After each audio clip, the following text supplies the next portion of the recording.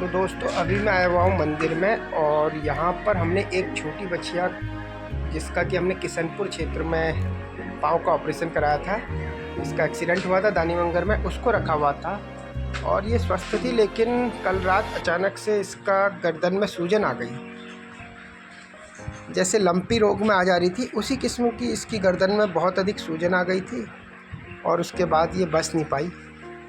शायद इसके पेट में भी कुछ इन्फेक्शन हो गया था अंदर से, क्योंकि जब चोट लगती है तो हम सिर्फ बाहरी तौर का ही उपचार करवा पाते हैं, एक अनुमान से इनका उपचार होता है, लेकिन इसके अंदर ही अंदर शायद कोई इन्फेक्शन हुआ या ये जो गर्दन का रीजन है ये अभी तक समझ नहीं आ पाया है। और दूसरी बच्चियां जो है वो हमारी स्वस्थ है।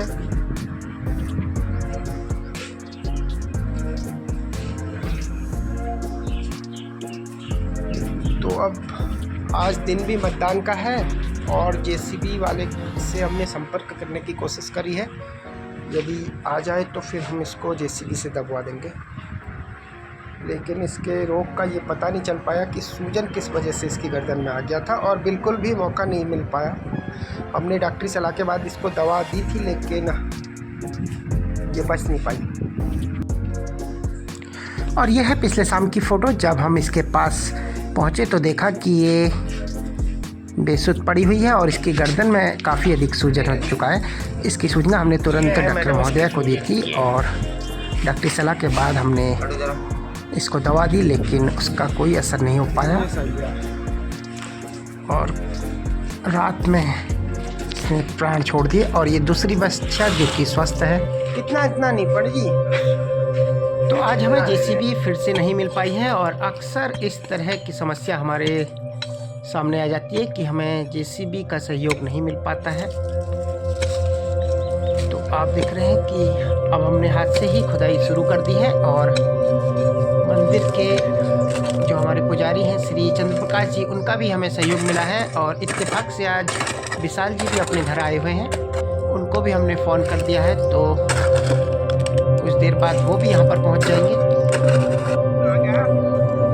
और अब विशाल जी भी आ चुके हैं, तो इसके लिए हम गड्ढा बना देते हैं। पर्याप्त खुदाई होना ज़रूरी है ताकि जंगल के जो हिंसक जीव हैं वो इससे ना निकालें। और ये कामधेनु प्रकल्प के सौजन्य से जो नमक की व्यवस्था यहाँ पर करी गई है, जब कभी गौवंश का गोलोकवास हो जाता है उसके लिए।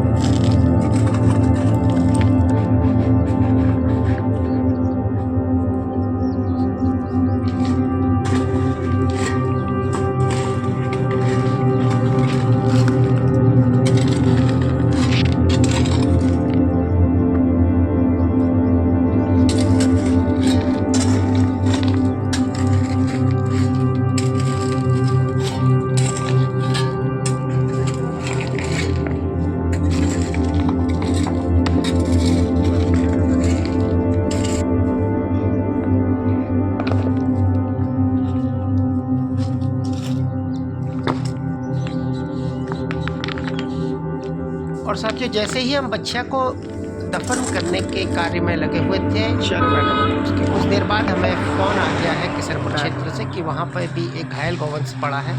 तो अब मैं और राजी वहाँ जा रहे हैं।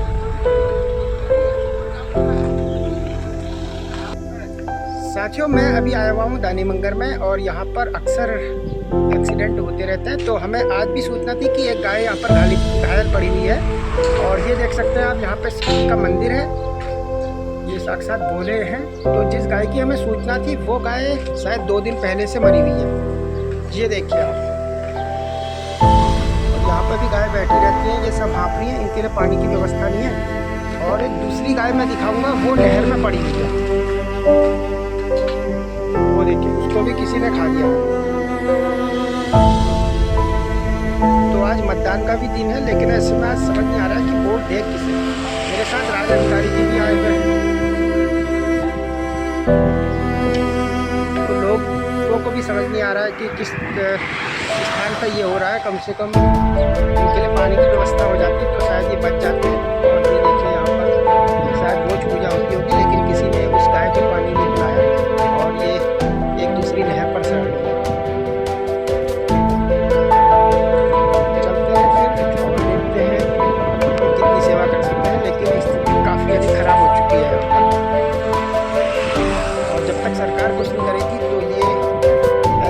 होती रहेगी।